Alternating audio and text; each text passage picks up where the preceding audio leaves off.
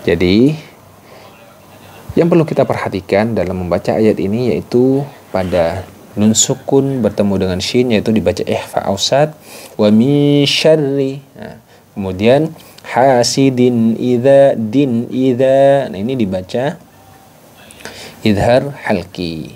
Kemudian idza, nah ini makhrajnya di sini yang perlu diperhatikan, bukan ida tapi idza, pakai dzal titik. Ya, yang perlu perhatikan ini rokhawah, jadi suaranya itu ngalir. Kemudian hasad dipantulkan. Kemudian dalnya ini menggunakan huruf dal yang letaknya dengan ujung lidah dengan pangkal gisri bagian atas. Assalamualaikum warahmatullahi taala wabarakatuh. Kembali lagi di Al-Ghifari Channel. Kali ini kita akan membahas secara detail hukum ilmu tajwidnya, kemudian dari sisi makharijul hurufnya dan sifatul hurufnya pada surah Al-Falaq ayat yang kelima, di mana ayat ini berbunyi wa min syarri hasidin idza hasad, wa min syarri hasidin idza hasad. Nah, itu merupakan bunyi ayat yang kelima dari surah Al-Falaq. Apa saja sih yang perlu kita perhatikan dan kesalahan apa saja sih yang sering terjadi saat kita membaca surah Al-Falaq ini ayat yang kelima? Baik, yang pertama yang perlu kita perhatikan yaitu pada kata wa min syarri. Nah, di sini ada nun sukun bertemu dengan huruf shin. Dalam ilmu tajwid ini disebut dengan ikhfa ausad. Ya, ikhfa ausad. Apa itu ikhfa ausad? Yaitu ikhfa atau mensamarkan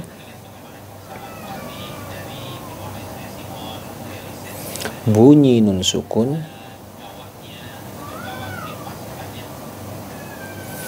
terhadap huruf bertemunya ini, ya, disamarkan. Nah, ausadnya ini seperti apa? Ausad itu artinya pertengahan, ya, pertengahan. Ausad itu pertengahan, teman-teman. Kenapa disebut pertengahan? Karena huruf shinnya ini letaknya di tengah-tengah antara huruf yang lain dari ikhfa. Nah, jadi ikhfa itu dibagi menjadi tiga. Yang pertama ikhfa akrob, ya, ikhfa akrob ini ikhfa yang paling dekat hurufnya dengan makhrajnya nun, ya. Hurufnya apa saja? Yaitu huruf dal, ta, dan to. Ini huruf merupakan huruf yang paling dekat dengan makhrajnya nun. Maka kecenderungannya bunyi hurufnya nun itu lebih jelas. Jadi nun sukunnya itu lebih jelas. Nun sukun lebih jelas dibandingkan dengan ikhfa ausad. Ikhfa ausad itu lebih cenderung mulai samar ke shinnya, min syarri. Nah, berbeda dengan dal, ta, dan to. Jadi kalau ta itu antum.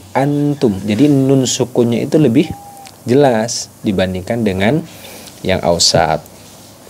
Nah, yang paling jauh adalah ikhfa abad. Ikhfa abad itu hurufnya qaf dan kaf. Ini adalah ikhfa yang paling jauh. Bunyi nun sukunnya itu lebih cenderung ke ang. Ya. Nah, jadi tidak semua bunyi ikhfa itu larinya ke ang. Wa min syarri. Nah, itu keliru, teman-teman.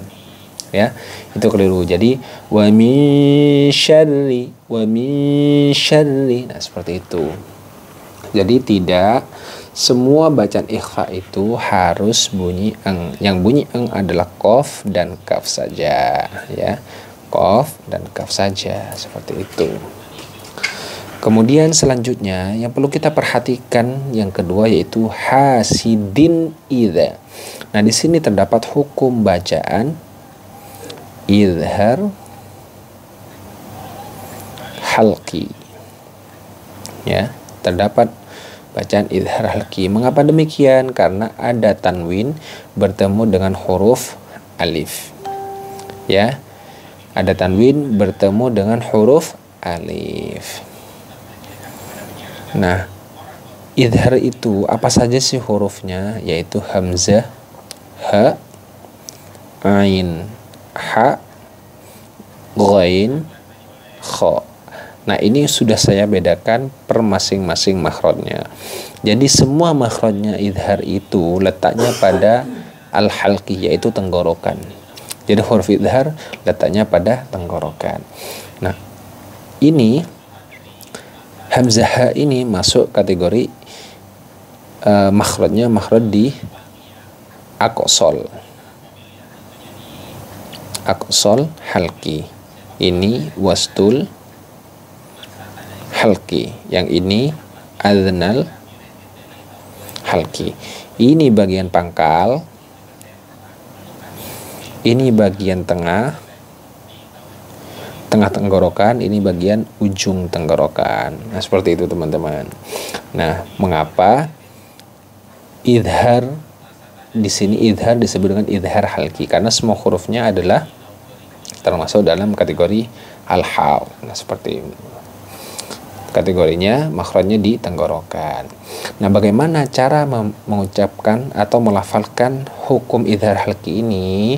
Yaitu ketika ada nun sukun atau tanwin fathah, kasrah atau dhammah bertemu dengan ke 6 huruf ini, maka nun sukunnya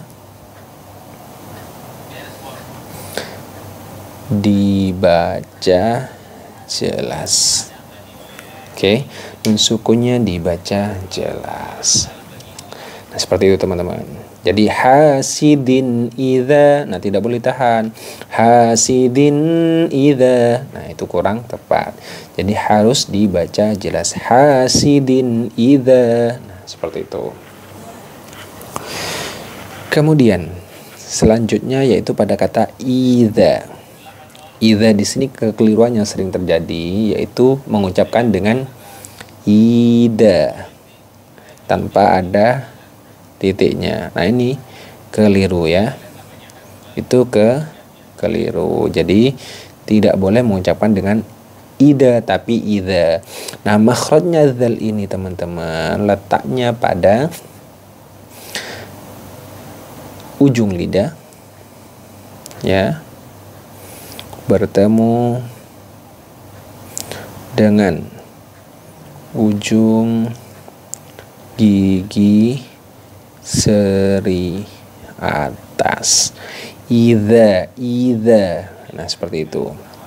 Ujung lidahnya bertemu dengan ujung gigi seri bagian atas, kemudian memiliki sifat yang namanya jahar. Jahar itu nafas tertahan. Kemudian yang kedua yaitu rokhawah. Rokhawah itu suara ngalir. Jadi nafasnya tertahan secara jahar, kemudian rokhawah secara mengalir suaranya. Idza bad dzadzi dzu bad. Nah, seperti itu. Jadi ngalir. Bukan bad, bukan seperti itu. Kalau itu tertahan. Suaranya tertahan kalau seperti itu. Nah, yang tertahan adalah huruf dal ini teman-teman. Jadi huruf dal itu memiliki sifat yang namanya jahar. Ya. Jahar kemudian syiddah.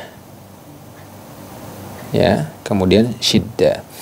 Nafasnya tertahan, kemudian suaranya secara syiddah tertahan juga, nafas dan suaranya tertahan. Ini suara tertahan. Jadi bad. Nah, seperti itu. Hasad. Nah, selain itu dia memiliki sifat yang namanya qolah. Jadi dipantulkan. Kalau dal ini ya, dipantulkan. Hasidin idza hasad. Nah, qalqalahnya di sini termasuk dalam qalqalah kubra. Mengapa demikian? Karena di sini adalah qalqalahnya, huruf qalqalahnya hidup nih berharokat fathah, kemudian dia diwakafkan. Yang ketika ada huruf qalqalah yang hidup kemudian diwakafkan, maka termasuk dalam qalqalah kubra. Hasad, hasad. Nah, jadi dipantulkan ke makhraj aslinya. Makhraj dalnya itu di mana? Nah, itu sama-sama seperti ini, ujung lidah bertemu dengan pangkal kalau ini ya. Gigi seri atas atau pada gusinya. Nah, itu perbedaannya antara ini dengan ini, teman-teman. Jadi zal itu ujung gigi seri atas, ujung lidah dengan ujung gigi seri atas. Kalau dal adalah ujung lidah dengan pangkal gigi seri atas. Nah, seperti itu, teman-teman. Jadi yang perlu kita perhatikan dalam membaca ayat ini yaitu pada nun sukun bertemu dengan shin, yaitu dibaca ihfa ausad, wa min syarri. Nah, kemudian hasidin idza din idza. Nah, ini dibaca idhar halki. Kemudian idza. Nah, ini makhrajnya di sini yang perlu diperhatikan, bukan ida tapi idza, pakai zal titik. Ya, yang perlu perhatikan ini rokhawah. Jadi suaranya itu ngalir. Kemudian hasad dipantulkan. Kemudian dalnya ini menggunakan huruf dal yang letaknya dengan ujung lidah dengan pangkal gigi seri bagian atas. Demikian pembahasan mengenai ayat ini. Semoga bermanfaat bagi teman-teman semua. Jangan lupa share, subscribe, dan like video ini. Dan jangan lupa komen jika ada sesuatu yang ingin kita bahas secara detail di video-video berikutnya. Jazakumullah khair. Assalamualaikum warahmatullahi wabarakatuh.